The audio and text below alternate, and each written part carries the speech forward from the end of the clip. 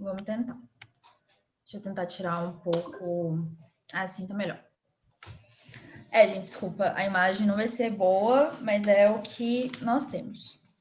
Bom, boa noite para todo mundo. Meu nome é Débora, eu sou formada em Direito, formei em Direito na UFMG em 2018. Sou militante do Levante e hoje eu moro em São Paulo e faço mestrado na USP. Eu fui monitora, acho que em 2018, durante um ano, da matéria de Direito do Trabalho 1, que é Fundamentos do Direito do Trabalho. E durante esse ano eu acompanhei duas professoras, que foi a Lívia e a Daniela Muradas. Bom, vocês me pediram para falar um pouco da monitoria, então eu vou tentar fazer uma abordagem mais genérica da monitoria, assim, passando pelo que quais são os direitos, deveres do monitor, qual a importância da monitoria na formação acadêmica. Os pormenores, talvez eu tenha um pouco de dificuldade de responder, principalmente questões do edital, porque tendem a mudar. E como faz 2 anos que eu já saí da faculdade, então eu não sei necessariamente como essas coisas estão sendo organizadas hoje, né? Como está sendo a divulgação de edital, quando ele tende a sair, mas aí a gente pode tentar tirar umas dúvidas mais gerais. Acabei de perceber que tem uma roupa pendurada atrás de mim, vou tentar encaixar aqui melhor. Enfim, bom, o que é a monitoria? A monitoria, ela é uma modalidade de ensino e aprendizado. Então, vocês já devem ter ouvido falar que o tripé do ensino superior é ensino, pesquisa e extensão. Então, você tem a pesquisa, que a modalidade da qual o graduando pode fazer parte é a iniciação científica, que vamos falar agora. Você tem a extensão, que o graduando participa através dos projetos de extensão, e a monitoria ela seria o equivalente a esse processo do tripé universitário dentro do ensino. Então, ela está encaixada na modalidade do ensino. E ela é uma modalidade de ensino e aprendizado que busca, primeiro, despertar o interesse à docência. A docência é o ensino, então os estudantes são discentes e os professores são docentes. Então, a monitoria ela busca despertar o interesse à docência no discente, dentro desses pilares básicos da universidade. O que é o monitor, então? O monitor ele vai desenvolver atividades pedagógicas complementares sob a supervisão do professor para os alunos. Então, acho que é a primeira coisa a deixar clara. O monitor, ele presta um auxílio pedagógico para os outros estudantes. Ele não é, digamos, um estagiário do professor. Mas esse desenvolvimento pedagógico, ele precisa ser feito sob a supervisão do professor orientador, que no caso é o professor titular pela matéria.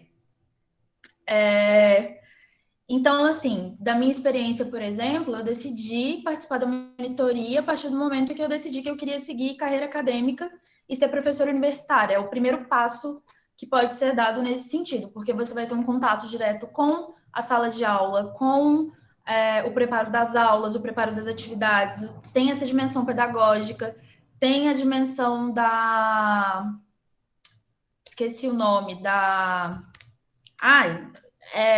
te auxilia na didática, isso que eu queria dizer. Você pode exercitar pequenas modalidades do trabalho de docência. A didática, a preparação, a orientação, auxílio em correção de trabalhos. Então, a monitoria ela é muito valiosa para quem tem esse interesse em desenvolver trabalhos acadêmicos no futuro e atividades de docência. É o primeiro contato que você pode ter dentro da graduação com o ensino. E quais são as tarefas do monitor, assim? Primeiro, a gente tem que pensar que existem responsabilidades diferentes para níveis diferentes de envolvimento no ensino.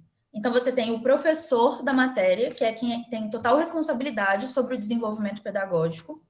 Você tem os estagiários docentes, que são estagiários de mestrado ou doutorado, que fazem o estágio de docência, e também possuem responsabilidades maiores. Então, o estagiário docente, por exemplo, ele pode dar uma aula, ele pode elaborar uma prova. E você tem o monitor de graduação, que está ali para dar um auxílio aos estudantes. Então, ele pode participar desse projeto de elaboração, esse projeto de formulação, mas sempre com a supervisão do professor.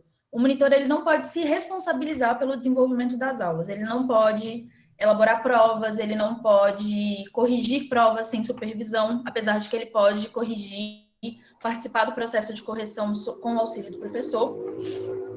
Ele não pode se responsabilizar sem algum tipo de supervisão, seja do professor ou seja do estagiário docente, porque ele está ali como um auxílio complementar. E, além disso, a ideia do projeto de monitoria e da monitoria em si é que ela seja um momento de troca também. Então, é isso, ele não está ali para dar apenas um auxílio, ele também está ali para fazer um treinamento, para se capacitar. É necessário que tenha essa troca entre o trabalho que o monitor faz e a supervisão que ele recebe. Então, dentro disso, o que o monitor faz, assim? Eu não sei, acho que vocês estão no primeiro período, mais ou menos? Não sei, alguém me... Bom, acho que você, como é mais de apresentação acadêmica, imagino que vocês estejam nos primeiros períodos e ainda não tenham tido contato direto com o monitor. O monitor, ele é uma pessoa que vai, primeiro, qual é a tarefa mais conhecida do monitor? Monitorias, principalmente em épocas de prova. Então, o monitor, ele agenda e executa monitorias com os estudantes. Pode ser tanto para a prova, na qual ele tira dúvidas, revisa a matéria, mas também ele pode fazer isso durante o semestre de uma forma mais sistemática de acompanhamento. Então, ele é a pessoa que os estudantes buscam para um auxílio complementar. Ele pode participar do processo de correção de trabalhos, de auxílio na aplicação de provas, e ele pode, inclusive, ajudar a organizar dinâmicas de classe, dinâmicas de grupo, mas sempre nesse sentido complementar. O monitor, ele também fica vinculado ao departamento. Então, como que funciona o processo de virar um monitor? Os departamentos lançam editais, e dentro desses editais, então, você vai ter o edital do DIN, do DIC, do DIP. Lá vai estar elencadas as matérias que o monitor pode se candidatar. E aí, a fase de seleção, ela passa por 2 momentos, que é o momento de... é uma prova e uma entrevista.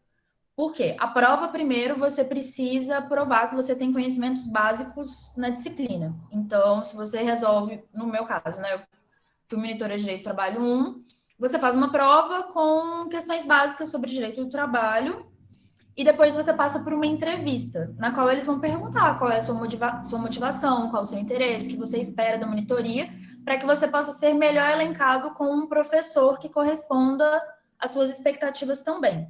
Porque na prova você fica vinculado ao departamento e à matéria a qual você fez a prova, você não se vincula ao professor. Então, por isso que você fica 1 ano, geralmente os editais têm a vigência de 1 ano, e durante esse ano eu fiquei vinculada a 2 professores, em momentos diferentes. Existem alguns critérios, como que se diz? Existem uns pré-requisitos para fazer a monitoria. Então, é muito importante que a monitoria ela seja planejada na sua carreira acadêmica. Assim, se você quer fazer a monitoria, é importante planejar desde já. Por quê? São 2 critérios principais. Às vezes, os departamentos podem colocar critérios complementares, mas, em especial, você precisa de um RSG igual ou superior a 2 no semestre anterior. Então, se você tiver com o RSG 1.5, que é o rendimento global, ou 1 ou 0, você não pode se candidatar. E além de uma média geral de 2, você precisa ter sido aprovado na matéria, ou seja, você precisa ter feito a matéria, né? É apenas lógico que você possa dar a monitoria de uma matéria que você já tenha feito, já tenha sido aprovado, e tem que ter sido aprovado com uma média de 60%. Em alguns casos, pode-se pedir uma média maior, mas a regra, em geral, é essa. Ou seja, 60%, na verdade, acho que é a média da UFMG. Então, acho que é 60%, mas não poderia ter pego recuperação ou algo nesse sentido. Então, tem essa média de aprovação.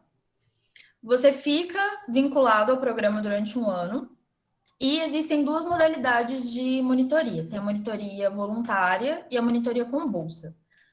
A bolsa de monitoria é R$400 e ela pode ser acumulada com estágio remunerado, não tem problema. ela só não pode ser acumulada com estágios da UFMG. Ou seja, se você... Uma coisa que aconteceu comigo, eu era estagiária do Polos, de extensão, e eu ganhava uma bolsa da UFMG. A bolsa de monitoria também era da UFMG, nesse caso não pode acumular. Mas se você faz um estágio, por exemplo, na Defensoria Pública, no Ministério Público ou em algum órgão privado, não tem problema, ela pode ser acumulada. Não é dedicação exclusiva. Mas você também pode participar na modalidade de voluntário. Para além da diferença de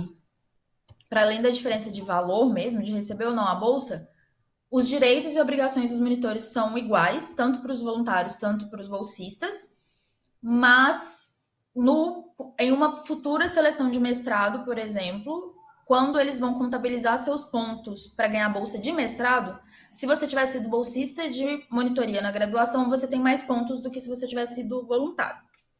Eu acho essa regra assim, um pouco errada, mas acontece. E além disso, os bolsistas também eles precisam se responsabilizar por entregar um trabalho de monitoria no final. O departamento, aí não é só da matéria, o departamento, então o DIT, por exemplo, precisa participar da semana de monitoria. E geralmente os monitores que recebem bolsa são mais responsabilizados para ajudar a montar essa apresentação. Mas os voluntários também participam, não é algo que está escrito que apenas os bolsistas podem fazer. Para além disso, a monitoria ela oferece várias vantagens, principalmente no currículo. Assim. Ela não vai necessariamente te desonerar de carga horária, você não vai ter que deixar de fazer créditos em alguma coisa para se formar, mas você tem mais chances de, por exemplo, ser aprovado no intercâmbio. Para o mestrado é muito importante. Alguns estágios de escritório, eles valorizam muito monitores. Então, assim, já vi muito estágio que foca muito na questão de processo civil, que, assim, são muito receptíveis com estudantes que foram monitores de processo civil, direito civil, porque é um momento também de aprofundamento na matéria. Então, você está demonstrando que não apenas você fez a matéria como algo obrigatório, mas você também despertou um interesse acadêmico por ela e se aprofundou. Então, existem muitas vantagens assim na carreira, não apenas para quem vai tentar a docência, né? Vai tentar fazer um mestrado. Sobre quais são os melhores momentos de fazer monitoria. Como eu falei, a monitoria ela precisa ser algo planejado, porque você precisa garantir que você vai ser aprovado nessa matéria com uma nota boa. Você precisa garantir que o seu rendimento global anterior vai ter uma média mínima de 2.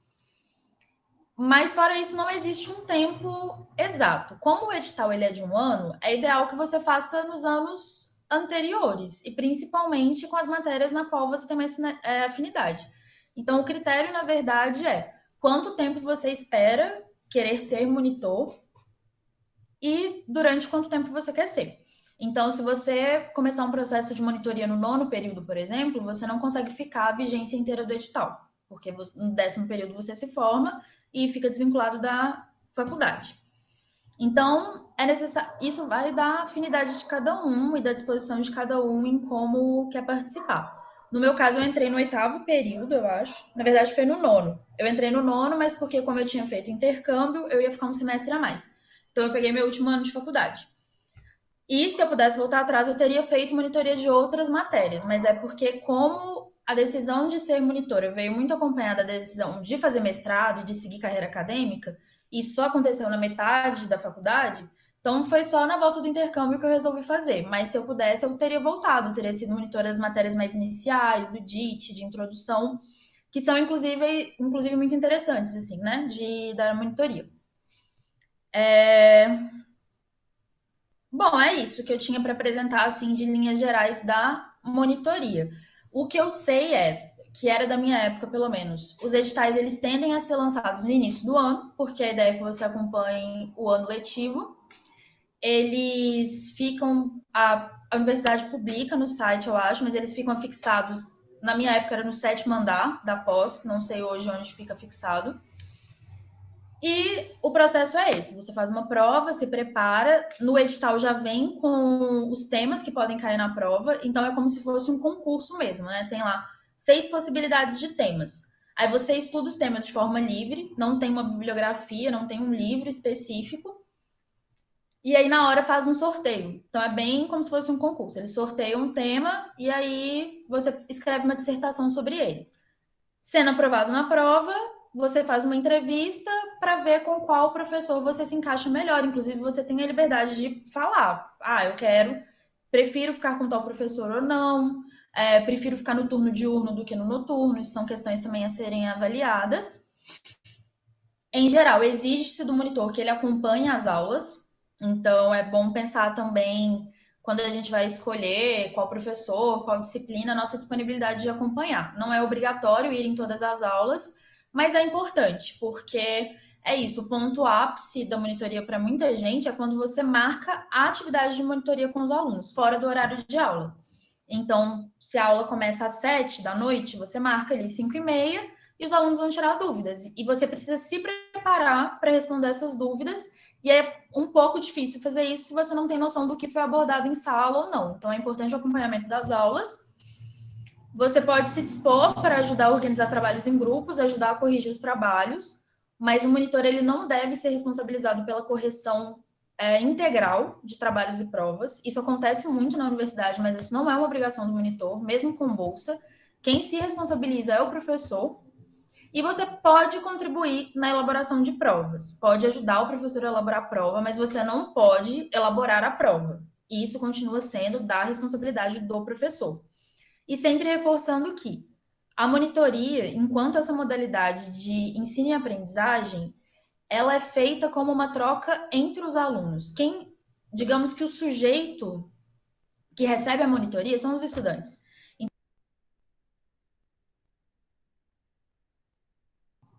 Ai, cortou meu microfone, desculpa. Então, o monitor, obviamente, ele vai acabar contribuindo com o professor.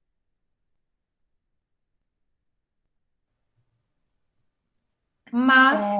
Eu acho que cortaram. Então. Estão cortando. Gente, se vocês colocam a pessoa no mudo, vocês colocam a pessoa no mudo para todo mundo, não só para você. Então, não mutem ninguém, por favor. Ai, calma, te mutaram. É a Ana Souza. Ana Souza, você está mutando a Débora mais de uma vez. Você tem que abaixar o som no seu computador. Você não pode mutar ela, porque senão vai ficar mutado para todo mundo. Foi? Foi, pode continuar. Eu não sei até que parte vocês ouviram, mas para finalizar, o monitor ele não é um estagiário do professor. Ele é um trabalho pedagógico com os estudantes. Deve acontecer com a supervisão do professor, mas ele serve para a troca entre os estudantes. Então, o monitor ele não está ali para fazer a tarefa do professor. E é extremamente recomendado. Eu acho que assim, é uma experiência que pode ser realizada por qualquer estudante, porque ela é muito valorizada em vários âmbitos acadêmicos, como eu falei, tanto em estágios em órgãos privados, como em processos de mestrado, mas ela, no próprio intercâmbio, é muito valorizado, mas é fundamental, eu acredito, para quem quer seguir carreira acadêmica e quer entrar no mestrado e desenvolver atividade docente, porque é o primeiro contato que você vai ter em sala de aula de uma forma inversa, né? Que não vai ser apenas o receptor do conteúdo, mas vai ajudar na elaboração do processo pedagógico. Aí é isso, qualquer dúvida, vocês podem me falar. Obrigada, Débora. Muito obrigada pela sua fala, foi muito boa. Então, agora a gente pode passar para a Laura, que vai falar sobre iniciação científica. Pode começar, Laura. Olá, boa noite. Tá todo mundo me ouvindo bem? Sim. Sim. Eu queria, então, em primeiro lugar, agradecer ao pessoal da diretoria de extensão do CAP pelo convite, pessoal do Levante, parabenizar o pessoal pela iniciativa, a Giovana, que foi com quem eu conversei, foi quem me convidou para o evento. Queria cumprimentar também meus colegas aqui hoje, o Colita e a Débora. Débora, gostei demais da sua fala, acho que deu um panorama muito legal da monitoria. Como foi repassado para mim pelo pessoal do CAP, o intuito dessa nossa conversa é tentar dar algumas diretrizes, algumas dicas acerca das oportunidades de iniciação científica na faculdade, a partir da minha experiência. Eu não sei se todo mundo aqui sabe o que é uma iniciação científica. Para ser sincera, logo que eu entrei na faculdade, eu mesma não sabia muito bem o que era. A iniciação científica é um tipo de pesquisa que é realizada por quem está na graduação, com a orientação de algum professor ou professores. Ela costuma durar em torno de 1 ano, mais ou menos, e durante a realização ou no término dela, o aluno costuma produzir algum trabalho, divulgar os resultados da pesquisa, como em apresentações de um congresso, publicação de artigo. A UFMG tem uma pró-reitoria de pesquisa. Eles têm um site onde dá para acessar editais, resoluções, informações sobre eventos, e eles elencam alguns objetivos do programa de IC da universidade. Entre eles, despertar a vocação científica nos alunos, possibilitar a aprendizagem de métodos de pesquisa, estimular a criatividade e preparar os alunos para uma eventual pós-graduação. Ou seja, a IC é como se fosse uma entrada mesmo para o mundo acadêmico. É nela que você aprende como se faz uma pesquisa, se você gosta de pesquisar, se você tem vocação para isso.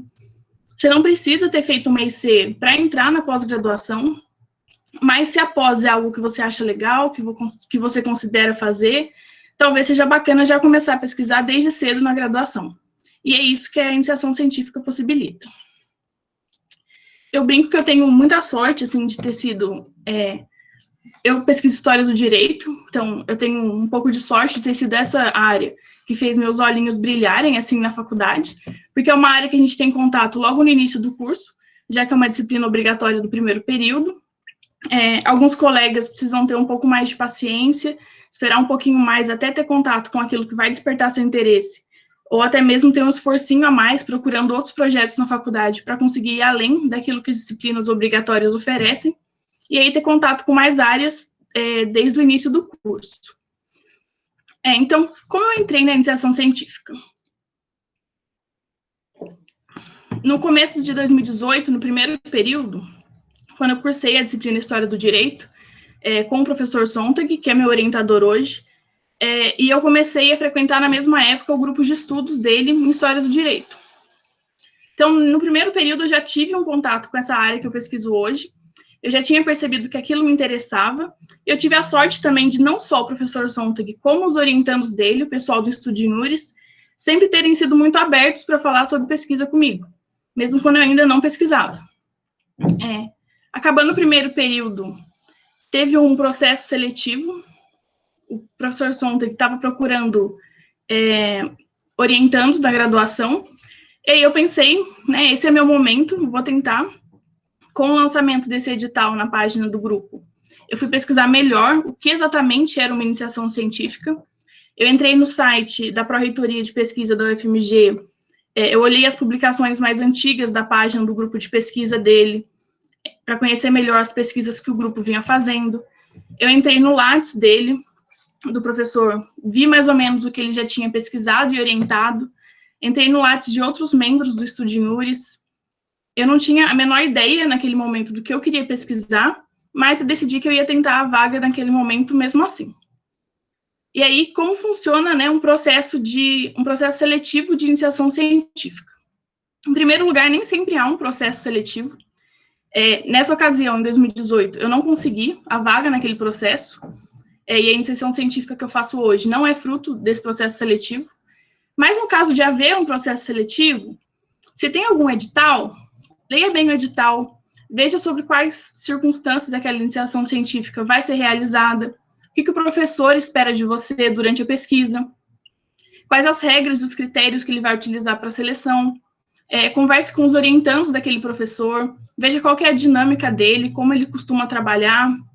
Se for uma vaga com bolsa, preste atenção no regulamento e nas condições de pré-recebimento da bolsa. A quantidade de pessoas concorrendo por uma vaga em um processo seletivo não depende só de haver ou não alguma bolsa. Depende de quem é o professor oferecendo a vaga, qual é a área, qual o período do semestre que a seleção vai acontecer. Se for no final do semestre, não costuma ter tanta gente assim tentando. Tem processo seletivo que o professor exige que você já chegue com um projeto pronto, ou algum tema. Tem professor que aplica alguma prova escrita, pede para discutir algum artigo, isso varia de professor para professor. O importante é que, se você realmente tem interesse naquela vaga, se prepara antes para não chegar de paraquedas ali no dia da entrevista, se houver alguma entrevista. Mas se não tiver nenhum processo seletivo ocorrendo para a área que você acha que você quer pesquisar, chegue e conversa com o professor que você quer que te oriente. Fala que você tem interesse de pesquisar com ele, fala suas ideias para a pesquisa, se você já tiver alguma. A nossa faculdade tem excelentes professores pesquisadores, e a maioria deles é extremamente acessível, e vai ficar muito contente em ver um aluno interessado em pesquisar na área dele.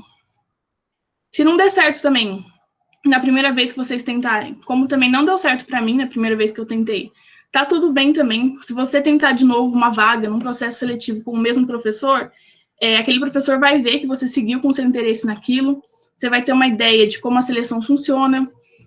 Você pode também se envolver com aquela área que você gosta de outras formas, enquanto você ainda não está pesquisando, a partir de disciplinas optativas, na pós, projetos de extensão, monitorias, grupos de estudo. Se mesmo não conseguindo aquela vaga, seu interesse continuou, você espera uma próxima oportunidade e tenta de novo. No meu caso, mesmo não conseguindo a vaga em 2018, meu interesse com a história do direito continuou, e aí no segundo período, além do grupo de estudos que eu estava fazendo, eu comecei a fazer parte do projeto de extensão, coordenado pelo professor Zontag, e comecei a cursar uma disciplina de História do Direito na pós-graduação com ele e com a professora Karine.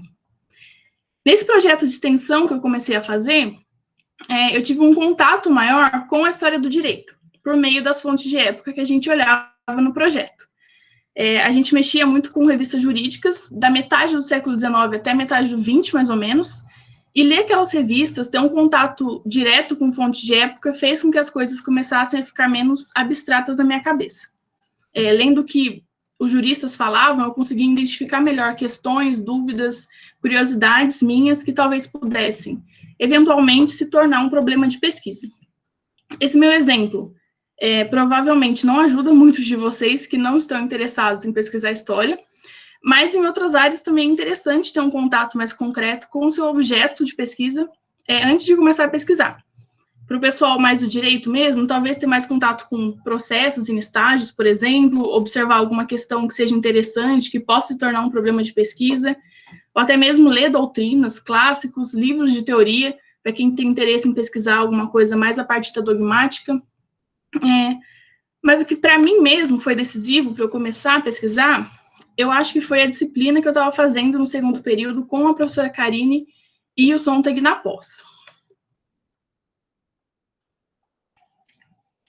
Para quem não sabe, o pessoal da graduação pode se matricular nas disciplinas da pós-graduação.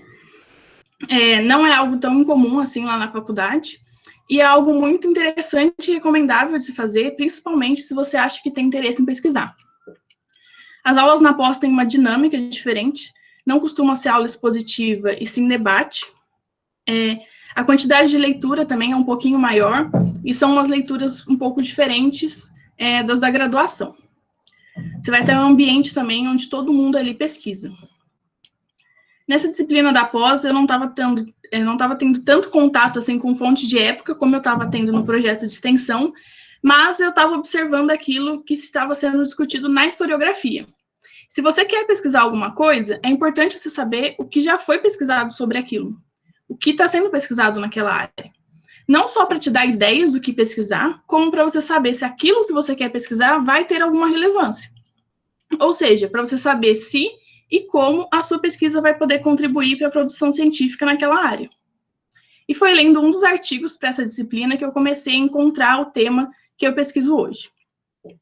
Em um determinado artigo do Espanha, um historiador português que quem já fez história do direito deve se lembrar, ele trabalhava um pouco das mudanças do discurso penal do final do antigo regime para o começo da modernidade em Portugal, no final do século XVIII, por aí.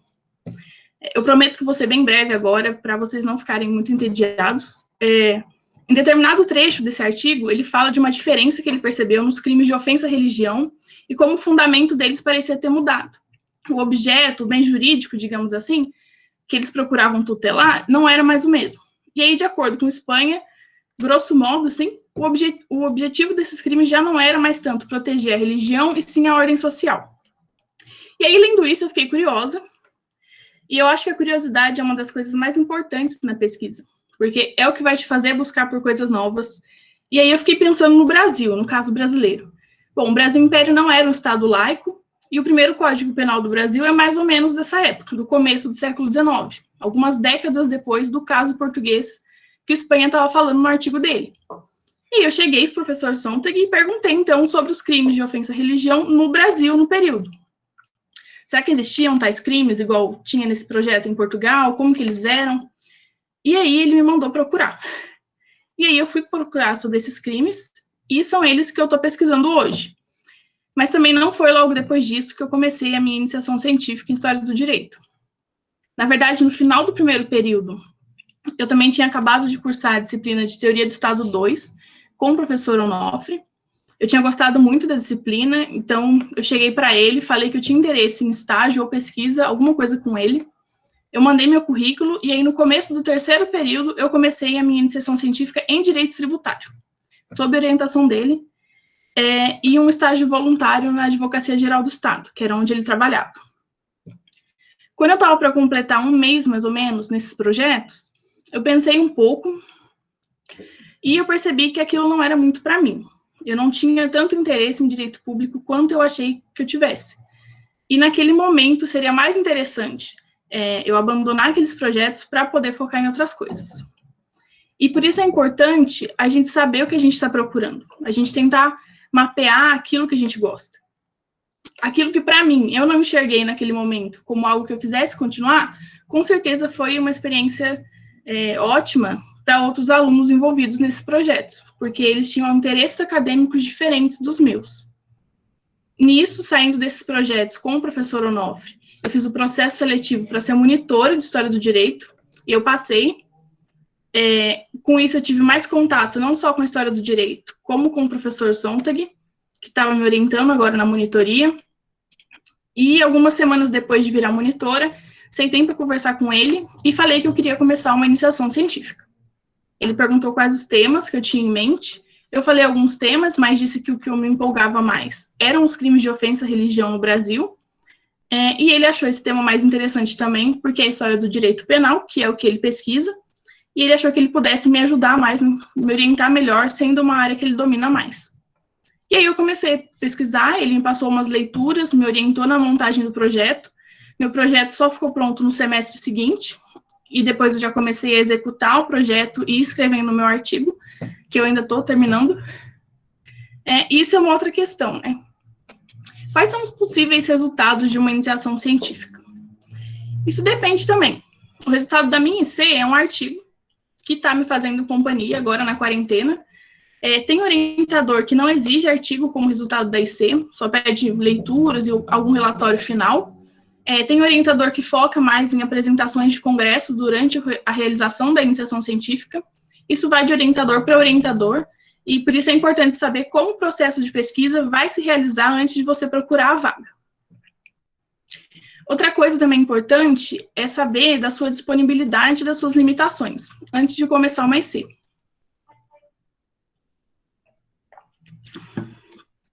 Disponibilidade, porque se você estiver envolvido em 1 milhão de coisas na faculdade, ou fora dela, né, como os estágios, ou você não vai conseguir fazer alguma coisa de direito, ou você vai surtar tentando. Então, procure organizar seus projetos, ver o que é mais interessante para você se envolver naquele momento, saiba suas limitações, porque vamos supor que uma determinada área de pesquisa exija um conhecimento em uma língua que você não domina, por exemplo. Por mais que você ame aquilo, tenha um tema, um professor que você gosta, se você na prática não tem condições de pesquisar aquilo, ou você corre atrás, né, ou você vê algo que esteja mais dentro das suas possibilidades. Eu costumava achar que se eu pesquisasse alguma coisa em História do Direito, seria algo na Idade Média. Porque eu sempre gostei muito da Idade Média, de ler, de ver coisas sobre isso. E eu lembro que um dia eu estava no primeiro período, eu comentei com o Arthur Barreto, um amigo do Estúdio Inúris, que fazia mestrado aqui na época. Eu comentei isso, de querer pesquisar a Idade Média um dia, e aí ele perguntou se eu sabia latim. E eu não sabia latim, não sei latim até hoje, e as fontes medievais são em latim. Então, eu não estarei pesquisando nada de Idade Média em um futuro próximo, porque eu não vou conseguir ler as fontes de época. Isso é uma limitação. E também porque hoje eu acho o meu tema muito mais legal. Algumas dicas na elaboração do projeto de pesquisa, que foi o pessoal do CAP pediu que eu comentasse um pouco. Eu não sei se eu consigo dar uma dica geral nesse sentido. Eu só diria para ter atenção na hora de fazer o projeto, porque ele é tipo uma espinha dorsal da sua pesquisa, ele é importante, é para ele, ele que vai te guiar. É para ele que você vai ter que voltar às vezes, dar uma pensada. Para mim foi bom ter um orientador que me ajudasse a montar o meu projeto, mas como nem todos fazem isso, você pode buscar ler livros sobre metodologia, ou conversar com seus amigos e colegas que já pesquisam, que eles vão poder te ajudar também. Existe um momento ideal para começar uma iniciação científica? Não sei. Eu acho que qualquer momento na graduação é bom para começar uma pesquisa, contanto que você encontre algo que você goste e tenha disponibilidade. E, para finalizar agora a minha fala, o pessoal do CAP me perguntou o que eu ganhei fazendo a iniciação científica e o que eu perdi. Eu vou ser bem sincera, eu ganhei muito mais do que eu perdi. Eu aprendi a pesquisar, eu descobri que é algo que eu realmente gosto, eu fiz amigos do meu grupo de pesquisa, eu vi a Maria Laura aqui no chat, olá. Mas e as perdas? Eu acho que não existem perdas no sentido negativo. Nada tem sido ruim para mim, mas eu acho que tem uma perda no sentido de você ter deixado de fazer outras coisas por estar fazendo algo. A pesquisa, ela demanda tempo, ela demanda energia, assim como tudo que a gente faz. Tirando o estágio voluntário de um mês que eu comentei que eu fiz na Advocacia Geral do Estado, eu nunca fiz nenhum estágio, por exemplo, nem no TJ, nem em escritórios, e eu estou no 5º período. Meu currículo é bem vazio nesse quesito. Mas, por outro lado, eu estava me ocupando com outros projetos que, para mim, me interessavam mais, como extensão, monitoria, pesquisa, grupos de estudo, cursos de idioma, eventos, CAP. E o mais importante, então, é você saber qual é o seu objetivo no curso, o que você gosta de fazer, o que você quer fazer depois que se formar, e por aí, sim, você vai saber quais tipos de projeto procurar na faculdade. Mas, de todo modo, eu acho que, mesmo para quem não tem tanto interesse em seguir a carreira acadêmica, a iniciação científica é algo maravilhoso. Pesquisar, com certeza, vai te fazer um operador do direito muito melhor, vai abrir seus horizontes. É uma oportunidade que eu acho que vale muito a pena correr atrás. E é isso, gente. Espero ter conseguido ajudar pelo menos um pouquinho. Obrigada por terem me ouvido falar. E obrigada mais uma vez, o pessoal da Diretoria de Extensão do CAF pelo convite e o pessoal do Levante. Obrigada, Laura. Nossa fala foi muito legal, foi muito esclarecedora. E agora eu vou pedir para o Arthur vir conversar com a gente um pouquinho sobre extensão. Pode ser? Beleza, gente? Boa noite, tudo bem a todos aí, a todos? Meu nome é Arthur Colito, né? Como a Sofia falou aí, sou militante do Levante Popular de Juventude e estudante de Direito aí da UFMG pelo 9º período, agora, assim, né? Queria agradecer essa importante parceria que a gente está fazendo com o CAF para fazer esse evento, né? Que é bem importante para todo mundo. Eu vou tentar compartilhar aqui minha tela para vocês estarem podendo ver que eu fiz uma apresentaçãozinha. Mas seria legal que vocês me falassem se vocês estão vendo. Estão vendo? Sim, tá tudo certo. Ah, beleza, então. Bom, é mais para se organizar mesmo e para vocês também saberem um pouquinho, né, o tópico do que eu estou falando. Tem essas perguntinhas, né, que a gente fez para orientar a fala. E acho que é legal também para ficar um pouco mais didático mesmo, assim. O slide tem algumas coisas básicas aí, mas se alguém quiser, eu posso estar compartilhando o slide, mas também tirando dúvidas aí no meu Instagram ou também no Levante Minas, tá bom? Qualquer coisa, mas estamos aí também hoje, né, no final da oficina para estar tirando dúvidas. Bom, o que é extensão? O que é um projeto de extensão? O que é programa de extensão? Qual que é a diferença entre esses dois? Bom, a extensão, né, é um tripé da universidade pública, ela faz parte desse tripé, ela é um pouco esse retorno mesmo da universidade para fora, né, para a sociedade estar investindo nela, né, então ela vai tentar se abrir um pouco para a sociedade, de alguma maneira contribuir com algum tipo de produção de tecnologia, ou de conhecimento, ou de ciência, ou de serviços que possam ser utilizados aí pela população, assim, né, de maneira a contribuir mesmo com a questão nacional, assim, com as contradições que a gente vive, assim, né, hoje. E, tipo, a extensão, ela prevê, então, né, como ela está relacionada, né, sendo um tripé, né, com a pesquisa e com o ensino, ela vai contribuir também, assim, né, com o compartilhamento de saberes, assim. Então, a gente não vai só simplesmente oferecer serviços ou oferecer conhecimento à população, em tese teria menos conhecimentos, assim. a gente também vai absorver esses saberes tradicionais e esses conhecimentos que a população tem, né? Então, de alguma maneira, isso potencializa também a própria pesquisa e o ensino, né? Que vai se atualizando conforme a gente vai vendo, né, na realidade, o que está sendo colocado ali. Bom, o projeto de extensão, né, ele é uma iniciativa extensionista que é voltada para alguma determinada área de atuação, né? Já o programa, ele vai ser um projeto, vai ser mais amplo, né? Então, ele vai envolver vários projetos de extensão. Aí, então, vai ser um conjunto articulado aí de projetos e de ações de extensão, que pode ser cursos, eventos, prestação de serviços, né? Integrando mesmo esse tripé aí. Bom, para dar um exemplo, assim, né? Hoje eu estou estagiando, né, na divisão de assistência judiciária da faculdade, que é um programa de extensão, né? Ele vai conter ali vários projetinhos, que é a Clínica de Direitos Humanos, o Direito Vivo, que é para direito empresarial, né? As pílulas jurídicas, que a gente está lançando no nosso Instagram, e o Núcleo de Direito Privado. Só para falar alguns, tem até outros ali. Bom, o que é fazer extensão? A extensão, acho que é uma das melhores maneiras, assim, para a gente estar podendo aprender fora da sala de aula e conseguir retornar mesmo as oportunidades que a gente foi concedido, né, esse benefício, direito que a gente tem acesso à educação, é uma forma de conseguir estar dando algum retorno mesmo, assim, né, social, nesse sentido, assim. E assim também é legal de fazer extensão na UFMG, porque a gente tem uma extensa variedade, assim, e tradição de projetos e programas de extensão, assim. E isso, de fato, vai ser, em comparação com algumas outras universidades, um verdadeiro oásis mesmo, assim. E aí, só para falar alguns dos projetos, né, as meninas da diretoria de extensão têm um PDF com todos, inclusive, como que é o processo seletivo, tal, né, que é do ano passado, mas que ainda é bem atualizadinho. Tem o ALAFIA, que é sobre questão racial, o Centro de Justiça de Transição, que pesquisa essa transição da justiça na ditadura para depois, o Observatório da Qualidade de Lei, o RECAD, que é sobre acesso à justiça e educação nas escolas, o Diverso, que fala sobre gênero e sexualidade, o Polo Cidadania, que fala sobre questão de moradia, a Clínica de Direitos Humanos, em que eu atuo também, a Divisão de Assistência Judiciária, a JUP, a Câmara de Mediação, a Clínica de Trabalho Escravo, o Reabitare, o Telhados Verdes, a Ciranda de Mediação, a Rede Francófona, a Solucione, que é a empresa júnior, o Observatório do Judiciário, né? Então, temos vários aí, só queria também explicar que, apesar de eu estar participando de alguns projetos de extensão, não estou representando eles oficialmente aqui hoje, mas vou contar também para vocês um pouquinho da minha experiência neles, assim.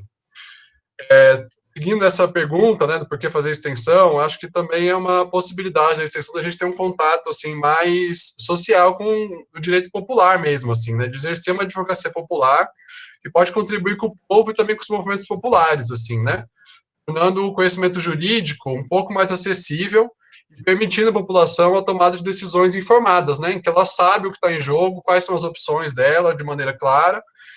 Por isso, foi aí que eu iniciei minha jornada de extensão, inicialmente na JUP, né, que é a Assessoria Jurídica Universitária Popular, e que foi uma experiência muito compensadora, assim. Então, é importante a gente pensar para quem o conhecimento produzido na universidade está servindo, né.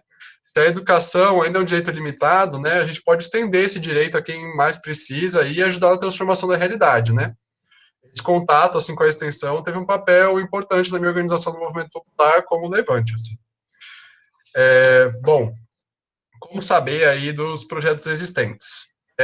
A melhor maneira é estar seguindo as páginas dos projetos, e estar atento aos murais também, geralmente, né, aqueles murais do segundo para o terceiro andar, para quem é do terceiro para o quarto, geralmente estão colocando ali os processos seletivos, né, quando os editais. Tem as páginas oficiais, né, e tal, vou estar mostrando algumas aqui no compartilhamento da tela daqui a pouquinho. E tem também os e-mails institucionais, que às vezes vêm da faculdade, né, e eles mandam vários ali, mas alguns são úteis, assim, são bacanas também para a gente ver os processos seletivos. Vou mostrar aqui também, peraí. Bom, esse é o Instagram da ProEx, que é a Pró-Reitoria de Extensão Universitária, @extensãoFMG. Ele vai falar também, né, tem alguns processos seletivos, ele vai contar. Esse aqui, o site da ProEx, né, depois eu mando para vocês o link ali também. Ele também vai contar, vai falar um pouco das oportunidades que vai ter. esse é o PDF que eu falei, que as meninas também podem compartilhar, que tem algumas informações melhores e tal, assim. É bacana de procurar no Facebook mesmo, que aí vocês vão achando as páginas e lá vai ter sido divulgado tudo. Bom, como funcionam os processos seletivos, né? Algumas vezes aí vai envolver, né, a prova dissertativa, que vai falar mais sobre a área de atuação dessa extensão específica. Também, geralmente, tem uma entrevista com análise do currículo. E aí eu queria falar também, compartilhar esse conselho da Laura, que ela trouxe, assim, que não esquenta se não passar de primeira, assim, né? Ninguém entra na graduação com o currículo cheio. A graduação é longa e vão ter várias oportunidades, assim. Eu também já fiz vários processos seletivos em que eu não passei. E tudo bem, assim, foi legal para ter essa experiência mesmo, e a gente ir aprendendo, assim, e entendendo, sacando um pouquinho melhor como que funciona. Bom, como funcionam as bolsas, né? As bolsas, né, mais ou menos que nem das monitorias, assim, né, só que dessa vez elas são vinculadas à ProEx, que é a Pró-Reitoria de Extensão. São R$400 mensais, aí por 20 horas de contribuição semanal. Existem algumas bolsas especiais aí que são com um valor um pouquinho maior para assistidos da FUNP, mas em algumas extensões específicas, assim, né. Os projetos, eles podem concorrer também a vários editais de financiamento e também conseguir, através disso, bolsas que não são da ProEx, assim. Sobre esse valor da bolsa da ProEx, é 400, né, ele já está há alguns anos sem ter reajuste, não tem perspectiva também de ter algum reajuste nesses próximos anos, principalmente devido ao corte do orçamento da educação que está acontecendo, né, vem ocorrendo, assim. Desde que eu entrei na UFMG, que foi em 2016, a discussão é de, no máximo, manter as bolsas existentes, não nunca aumentar em quantidade o valor, assim, isso nem chega a ser debatido, assim. E sobre as horas semanais, assim, alguns projetos acabam demandando um pouco menos tempo que isso, permitindo teletrabalho, né, e tal, principalmente nessa pandemia, né, alguns permitem, assim, né, e tal, foi uma das atividades da UFMG, a extensão em si, que continuou operando, né, então, inclusive, a justificativa para não suspensão desse semestre aí, algumas coisas continuam funcionando, entre elas a extensão. Bom, eu já participei de um projeto de extensão na Escola de Arquitetura e Design, mais vinculado ao urbanismo, não à arquitetura ou design em si, porque aí, de fato, não tem muita relação com o direito, mas tem também. E como que a gente pode ficar sabendo, né? Aqueles sites ali que eu falei para vocês, né, o Instagram da extensão UFMG e o site da ProEx, né, eles são o melhor jeito de estar dando uma olhada, de saber de algumas oportunidades, porque a UFMG é muito rica em projetos de extensão. Então, para você conhecer todos é quase impossível mesmo, assim. Mas, se você já tem alguma noção de algum plano para aprofundar em alguma área do conhecimento que seja relacionada ao direito, por exemplo, no meu caso foi o urbanismo, né? Mas você pode ir tentando ter outros interesses, como, por exemplo, filosofia, comunicação social, enfim, história mesmo, né, como a Laura aí. Às vezes você pode já se encaminhando aí para essas faculdades que têm esses cursos, assim. Então, por exemplo, né, a Escola de Arquitetura, a Fafiche, a Belas, o IGC, esses outros prédios da UFMG, e aí você já vai entendendo um pouquinho melhor, assim, quais são os projetos de lá. Geralmente, cada faculdade tem um centro de extensão próprio, e você vai conseguir mais informações sobre quais são os projetos de extensão que tem lá. E, às vezes, uma dica que eu dou, que inclusive foi o edital que eu passei, que não tinha uma vaga para o direito. Na verdade, falava assim, ó, tem vaga para arquitetura, tananã, e áreas afins. E eu fui no áreas afins, né, com cara e coragem, assim.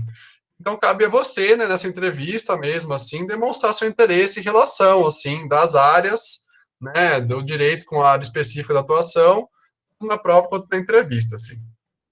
Bom, vale a pena fazer extensão aí fora da FDCE, que foi a minha experiência? Eu acho que super vale a pena, assim. A gente tem a possibilidade aí de combinar os saberes e atuar de maneira interdisciplinar, né? Isso vai permitir uma formação acadêmica para a gente que entende que o direito não está fechado numa bolha e que não é resposta para todas as questões, assim, né? E somente todas as áreas de conhecimento conectadas, assim, trazem respostas mais completas e que conseguem abarcar as dimensões de contradições e conflitos sociais, assim. Um direito fechado em si, muito técnico, né, ou somente jurídico, assim, ele é limitado, né? Existe uma concepção de direito que valoriza alguns saberes, né, em detrimento de outros, assim. Mas um jurista que não entender filosofia, não entender história, não entender ciências sociais, vai ser um jurista que vai ser um pouco mais quadrado, assim. E aí eu queria dar um exemplo para vocês, de um exemplo trazido num livro de um doutorando lá da faculdade. Cadê? Uai. Aqui. Bom, é sobre um exemplo falando sobre uma sentença de um juiz mesmo, falava sobre um conflito, né, entre ribeirinhos, né, uma população atingida por uma operação econômica da CEMIG, né, que fez uma barragem de água, meio que poluiu, deu várias questões, assim, a população não sabia mais se a água era confiável, né, e eles dependiam da água para agricultura familiar, para a própria subsistência, né, e eles começaram a ficar desconfiados da água por causa da operação econômica lá, e rolou um processo em que teve um parecer antropológico feito pelo GESTA, né, que é o Grupo de Estudos em Questões Ambientais. E aí, o outro parecer, que era o parecer da CEMIG, era um parecer de um engenheiro. E aí a sentença, né, que tá do juiz, que é isso que tá grifado aí, vai falando assim, ó, muito legal esse parecer de vocês e tal. Porque a questão que a gente está discutindo aqui é a qualidade da água. Não está discutindo se os ribeirinhos têm medo, ou têm desconfiança, ou se isso afeta a segurança alimentar deles. Isso não está em questão aqui no nosso processo. No nosso processo, o que está em questão é a qualidade da água, a composição das moléculas ali da água, concentração de possíveis contaminantes e tal, assim. Então, qual que é a questão, assim? Isso foi um juiz que tem uma concepção limitada, não entendeu aí todas as dimensões do processo, né? Tudo que pode afetar, de fato, o problema, assim. Às vezes um conflito, ele pode parecer que é só uma coisa do direito, mas ele vai ter outras áreas que vão estar relacionadas, assim. Então é importante pensar que formação teve esse juiz, né? Que concepção de análise ele tem. Talvez se ele tivesse feito uma extensão fora do direito, não sei se ele pensaria assim, né? Bom, qual que era a atuação dentro dos projetos em que eu participei? Nessa Cartografias Emergentes do Rio Doce, que foi esse projeto que eu participei na arquitetura, a gente estava produzindo uma tecnologia política em favor dos atingidos por barragens, que na verdade era uma linha do tempo que rastreava um pouco assim a atuação tanto das empresas, do Estado e dos movimentos populares, assim, traçar relações, entender como que as empresas se movimentavam após a atuação de um movimento popular, por exemplo, entre outras coisas que a gente foi fazendo, assim, nessa catalogação mesmo de várias informações sobre o desastre de Mariana, né, lá em 2015. Na JUP, a gente trabalhava principalmente, assim, com assessoria jurídica a movimentos populares, né, principalmente a questão ali, né, de questão de moradia, né, de projetos, né, urbanizadores aqui de Belo Horizonte, né, que é uma empresa chamada Urbel, atuava com bastante protagonismo estudantil, que é uma diferença em relação a outras extensões, assim. Então, tinha uma autonomia muito grande dos estudantes e uma horizontalidade entre os estudantes. O professor não dava muito pitaco, não. Mas isso também vai se alterando ao longo do tempo. E na DAJ, né, divisão jurídica que eu estou atuando agora, a gente atua principalmente com acesso à justiça e orientação jurídica. Bom, mas o que eu fazia na prática, né? Isso falando muito, muito amplamente aí, né? Na DAJ, né? Começando do final aí para o começo. Eu redigi as peças processuais envolvendo casos principalmente de direito civil. Eu escolhi casos de direito civil, mas tem uma gama aí de áreas que está atuando na DAJ. Eu tenho contato com os assistidos, com o público externo também para orientação jurídica e esse acompanhamento processual, para tomada das decisões. Eu atualizo o sistema da DAJ para também ter essas informações, outras pessoas, outros estagiários que possam vir assumir o caso depois de mim, vão saber o que aconteceu, né, os orientadores também. A gente faz diligências, né, com esses pequenos serviços, assim, nos fóruns, tribunais de justiça, protocolo de peças, tirar xerox, fazer carga, né, de documentos e tal. Na clínica de direitos humanos, né, acho que eu vou até passar aqui, peraí. Direitos humanos. Eu fiz auxílio na elaboração de um amicus curiae, né, que é o amicus da corte, a tentar influenciar num processo, relacionado à questão da escola sem partido. A gente organizou eventos, palestras acadêmicas relacionadas a direitos reprodutivos e sexuais, ao acompanhamento coletivo de casos envolvendo a questão de mães órfãs, né, que são mães que têm seus filhos retirados pelo Estado, meio que quase sequestrados aí pelo Estado. Também fiz várias diligências em vários tribunais de justiça para conseguir estar fazendo acompanhamento processual. Cartografias Emergentes no Rio Doce, né, que faz parte dessa rede de pesquisa chamada Participa FMG, principalmente essa questão de pesquisa, leitura, análise de resumo de documentos, de peças processuais relacionadas ao desastre e crime do rompimento de barragem lá de Mariana, né? E aí também envolvendo questões processuais, penais, mas também de direito ambiental na questão dos acordos de reparação que foram envolvidos, né, com o Ministério Público e órgãos afins, assim. Fiz uma coleta e sistematização de notícias e dados relacionados ao desastre e crime. A gente fez uma linha do tempo para divulgação das análises e ação das empresas, o Estado e movimentos populares.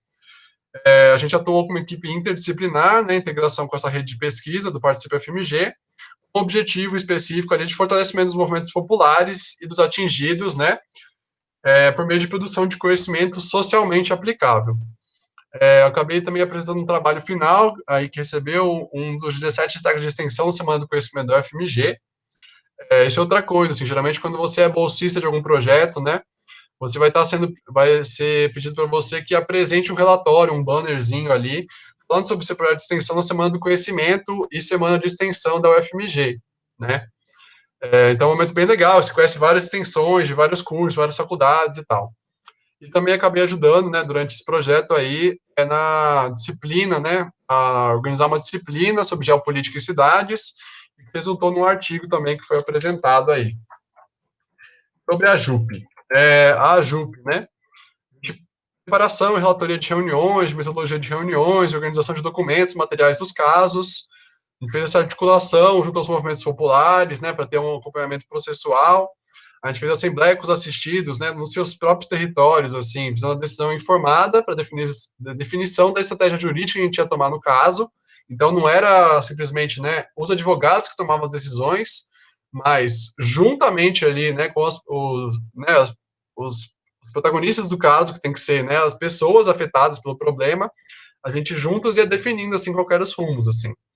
A gente fez um agravo de instrumento, né, que era relacionado a um recurso jurídico aí para a segunda instância, relacionado à efetivação das políticas públicas de moradia. A gente participei em algumas audiências com o Ministério Público, com a Sorbel, que é a autarquia pública de moradia, com movimentos populares. Bom, gente, era isso que eu tinha para compartilhar.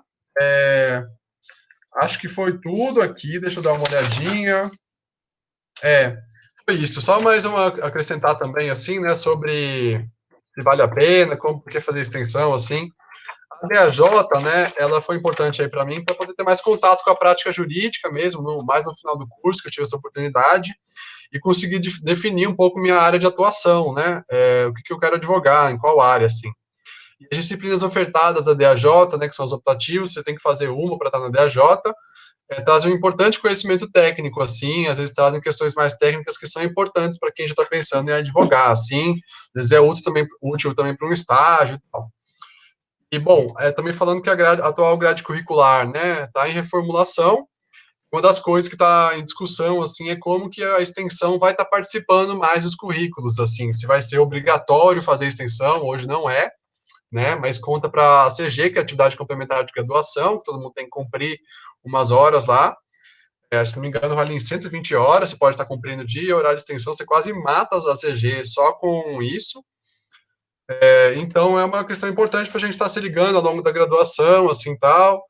Esses primeiros períodos, assim, é legal de estar fazendo extensão. Algumas, né, mais específicas, como a DAJ, vai pedir para você estar no 7º período, né, para estar podendo entrar, mas a maioria está podendo entrar desde o começo mesmo, e é legal, assim, no começo do curso, quando está entendendo melhor a faculdade e tal. É isso, gente. Estou à disposição aí para responder dúvidas.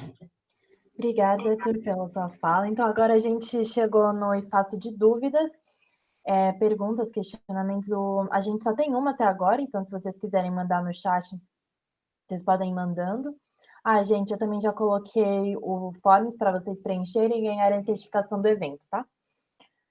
A primeira pergunta é da Iana para a Débora, que é se é possível fazer mais de uma monitoria ao mesmo tempo. Enquanto isso, vocês já podem ir mandando as outras perguntas, tá? Se você quiser responder essa já, Débora, enquanto a gente espera as outras. Posso responder. Peraí, só um minuto. Deixa eu ajeitar aqui. Pode sim, Ana, não tem problema. pode fazer mais de uma monitoria ao mesmo tempo. Inclusive, assim, já vi casos de pessoas que eram monitores de 2, 3 matérias, mas aí também é levar em consideração, primeiro, a questão do comprometimento, então isso pode ficar... O seu comprometimento a uma disciplina pode ficar prejudicado se você tem um acúmulo muito grande de tarefas, e não tem como acumular bolsa em 2 monitorias, mas você pode ser monitor em uma e voluntário na outra. Então, formalmente, não tem nenhum empecilho. Aí, obrigada, Débora. A gente tem mais uma pergunta aqui da Maria, que é para o Arthur, para ele contar um pouquinho mais da experiência dele na Clínica de Direitos Humanos. Vou falar um pouco também no geral, assim, da clínica, porque eu acho que é bacana, assim. A clínica, atualmente, ela tem 2 eixos de atuação principais. Vai ser o eixo LGBT+, que é Transpasse no Instagram, que vai atuar principalmente com questões envolvendo pessoas travestis e transexuais, né? Principalmente que estão em situação de privação de liberdade, né? Ou não também.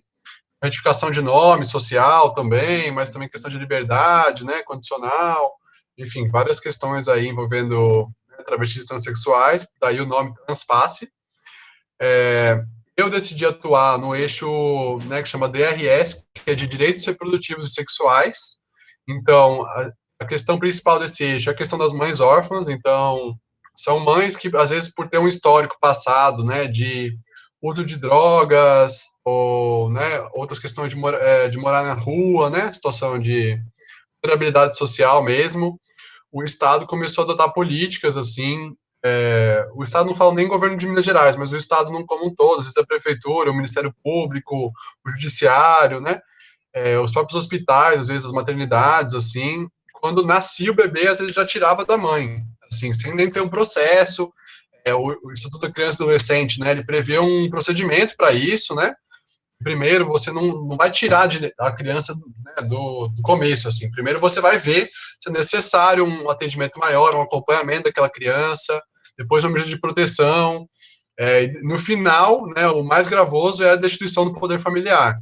É quando você, de fato, vai falar que aquela pessoa, né, a mãe ou o pai, não vai ter mais direito ali sobre a criança, assim. Podendo, inclusive, a criança ir para um abrigamento, inclusive ser adotada por outra família. Em alguns casos, o Ministério Público faz isso desde o começo, já pega a criança e coloca para adoção, a criança já está em outra família e ainda está em discussão judicial, assim, se a mãe pode ter o contato ou não, assim, e causa questões psicológicas muito grandes, assim. A gente atua principalmente, então, com casos, assim, envolvendo mães órfãs, mas sobre também tentando fazer a discussão, para dentro da faculdade, sobre as questões de direitos reprodutivos e sexuais, né? E aí a gente está tendo alguns encontros abertos, sigam lá na página @CDHUFMG. A gente também fez algumas discussões, né, no ano passado, sobre a questão do Conselho Tutelar, né, então sobre a eleição do Conselho Tutelar, então a gente se aliou ao RECAD, né, lá da faculdade, está fazendo alguns eventos para discutir as eleições, fizemos em praça pública, foi muito elogiado, porque a galera participou, né, dos cursinhos ali perto da faculdade, dos Somos e tal, todo mundo ficou meio curioso. É uma questão que não se discute muito e que é importante para a proteção, essa proteção mais básica aí das nossas crianças e adolescentes, assim, né. Espero ter respondido um pouco melhor, assim, a atuação, ela se dá, né, o acompanhamento dos casos, ele é discutido sempre coletivamente, então a gente sempre vai estar discutindo, não é que nem na DAJ, que o caso vai ser mais individualizado.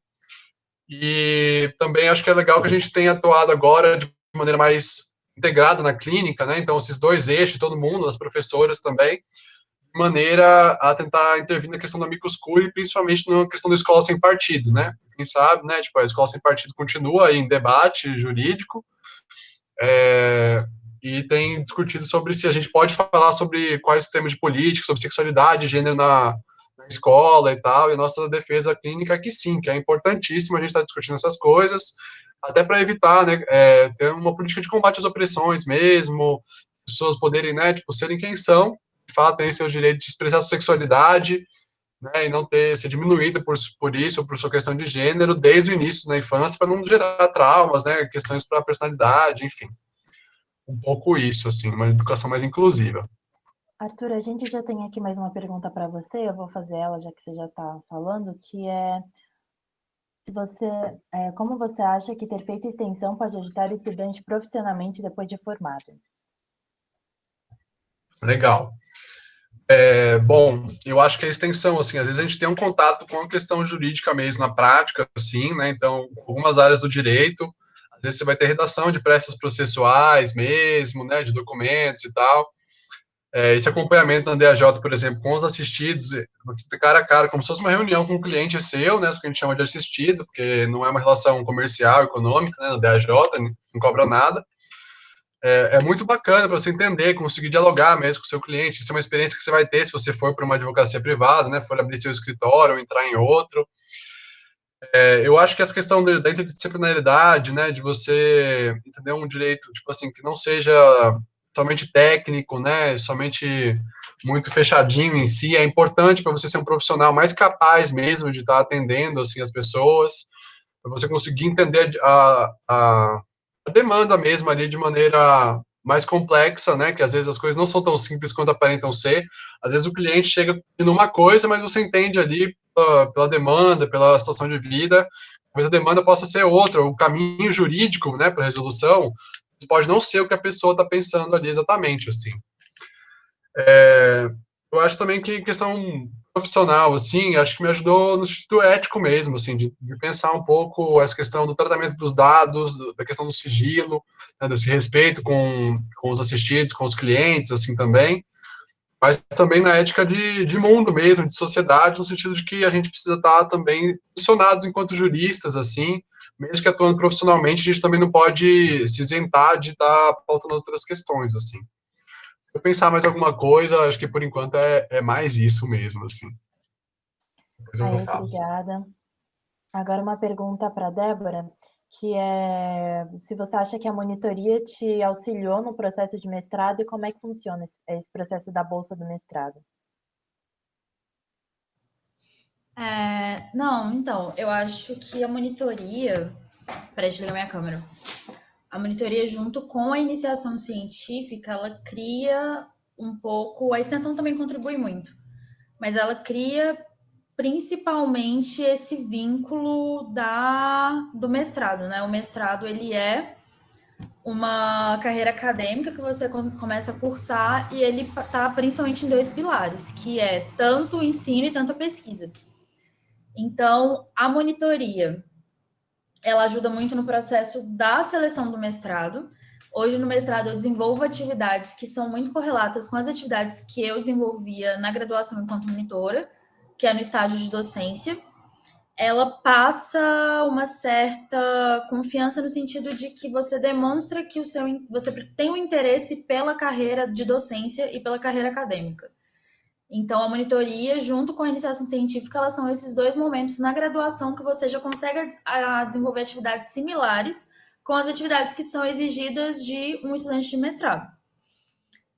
Nesse caso, não necessariamente o estudante de mestrado vai seguir a carreira acadêmica e virar professor, assim, não é esse necessariamente o caminho. Mas principalmente na hora de conquistar as bolsas, que aqui está falando, né? Como que funciona a questão da bolsa do mestrado. A bolsa de mestrado, ela se baseia prioritariamente em questões de mérito acadêmico, né? Elas são muito meritocráticas, inclusive isso reflete muito um elitismo assim da universidade. E essas atividades extracurriculares que elas são desenvolvidas ao longo da graduação, elas são pontuadas. Só que elas vão ser pontuadas em níveis diferentes. Elas vão ser pontuadas na medida que elas se aproximam mais das atividades desenvolvidas no mestrado. Então, a monitoria ela tem uma pontuação muito alta quando você coloca no seu currículo. Então, a bolsa de mestrado, geralmente, eles vão olhar o mérito acadêmico e o projeto. Vai depender bastante da instituição de fomento. Então, na UFMG, até onde eu sei, é FAPEMIG, CAPES e acho que é FAPEMIG e a CAPES, prioritariamente. E eles vão analisar o projeto, ver a relevância do projeto e tal, e o seu currículo. Então, a atividade de monitoria, ela incorpora muito uma pontuação no currículo. Em outros programas de mestrado, as bolsas elas são dadas automaticamente a ver a sua pontuação na prova e na seleção. Então, não necessariamente elas vão fazer uma diferença no seu currículo. Porque se durante o processo de seleção do mestrado você foi aprovado com uma nota maior ou menor, você está altamente qualificado e classificado para receber a bolsa. E aqui em São Paulo, por exemplo, a maior agência de fomento é a FAPESP, que é uma agência estadual. Então, na FAPESP, eles são muito rígidos, por exemplo, com o histórico escolar. Então, às vezes, não é tão importante você ter desenvolvido muitas atividades extracurriculares, mas ter tido uma nota muito alta durante a sua graduação. Então, vai variar de qual agência de fomento e qual programa de mestrado é. Mas, em geral, a monitoria ela conta muito ponto, tanto na pontuação de mérito acadêmico, e na própria seleção do mestrado, ela entra como uma afirmação da sua afinidade com a atividade acadêmica. Porque as seleções de mestrado, elas são prova e análise de currículo e projeto. E na análise de currículo, os professores e os programas tendem a selecionar alunos que já desenvolviam uma atividade acadêmica anterior. Claro que isso não é eliminatório, né? Não é uma regra, mas você se coloca mais bem posicionado na seleção. E, para além disso, você ter desenvolvido uma atividade anterior no ramo do ensino vai te ajudar a fazer atividades pedagógicas que são exigidas de alunos com bolsa de mestrado. Então, por mais que o mestrado você não necessariamente faça para virar um professor universitário, a partir do momento que você recebe bolsa, você tem obrigações de cumprir na área do ensino. Então, você é obrigado a ser estagiário docente e a cumprir com uma carga horária semanal. E aí a monitoria ela te dá todos os instrumentos e toda a experiência de lidar com a sala de aula, lidar com o plano de ensino, lidar com a relação professor-estudante. Então, ela é muito interessante nesse sentido. Aí, vou fechar aqui o microfone. Aí, obrigada, Débora. Agora a gente tem 2 perguntas para a Laura. A primeira é da Giovana. Tenho uma ideia para pesquisa e um professor em mente para me orientar. Eu tenho que fazer um projeto de pesquisa para mostrar a ideia para o professor? Se não, como você acha que devo apresentar a ideia para o professor? A segunda pergunta é a da Iana. Se quem está fazendo IC pode receber bolsa. E você sabe se pode acumular a bolsa de IC com a bolsa de outras atividades? Essas são as 2 perguntas para você, Laura. Pode ir. Então, a primeira pergunta da Giovana, a gente tem que pensar que, da mesma forma que a gente está procurando um professor para orientar a gente, os professores lá da faculdade também vão estar procurando bons orientandos, assim. Então, se você tem uma ideia, não precisa sentar na hora lá e tentar fazer um projeto. É mais produtivo você tentar conversar com o professor primeiro, para ele te orientar, se for o caso, na feitura do projeto. Os professores são muito abertos a conversar com os alunos nesse sentido, então, viu o professor assim no corredor da faculdade, chama 2 minutinhos ali, conversa com ele, ou entre em contato pelos e-mails, pelas redes sociais, mas eles costumam ser muito abertos nesse sentido, então vale a pena chegar para o professor e já falar a sua ideia, se você já tem alguma coisa em mente para pesquisa. E a segunda pergunta da Iana é sobre a bolsa. Você pode receber bolsa, sim, fazendo IC. A bolsa costuma ser R$400 também, como o Colito falou da de extensão e da de monitoria, da Débora. E eu acho que depende, na verdade, da instituição de fomento sobre acumular ou não bolsa. Vai depender do edital, vai depender de quais circunstâncias estão ali naquela vaga de iniciação científica, mas costuma não poder acumular com outras da mesma natureza, ou seja, bolsas que tenham natureza acadêmica também, mas isso vai variar de edital para edital.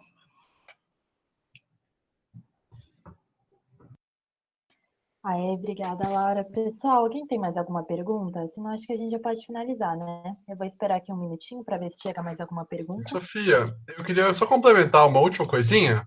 Posso? Pode falar. Aquela pergunta da Júlia também sobre complementação, o que a extensão contribui profissionalmente, assim, e tal. Uhum. Eu acho também, principalmente, esse aprofundamento acadêmico sobre a área da atuação, assim. Então, por exemplo, na JUP, eu tive formações sobre direito à moradia. você não vai ter direito à moradia na sua graduação, enquanto matéria obrigatória. E talvez, às vezes, nem enquanto optativo você vai conseguir achar. Talvez, às vezes, só uma eletiva, né? Uma matéria de outro curso, você vai conseguir cursar isso. Então, direito ambiental também, não vai ter na graduação, direito agrário, enfim. Então, possibilita você aprofundar mesmo, ter maior conhecimento sobre matérias e áreas do direito em que não vão ser abordadas aí durante a sua graduação. Então, fica essa dica aí para extensão, assim. Era só isso mesmo, só esse coisinha aí. Obrigadão, gente, valeu. Aí, gente, como não chegou mais nenhuma pergunta, então a gente pode finalizar. Eu queria agradecer a presença de todo mundo, agradecer a presença dos nossos palestrantes, da Débora, da Laura e do Arthur, e agradecer ao CAP e ao Levante pelo evento. Eu achei que foi muito produtivo, achei que foi muito interessante. E, por favor, não se esqueçam de preencher o formulário para vocês ganharem a certificação. Ó, o Arthur está sugerindo as pessoas tirarem uma foto. Vocês digam aí se vocês se sentem confortáveis ou não. Mas, no fim, eu quero já declarar por encerrada o evento de hoje. Gente, muito obrigada.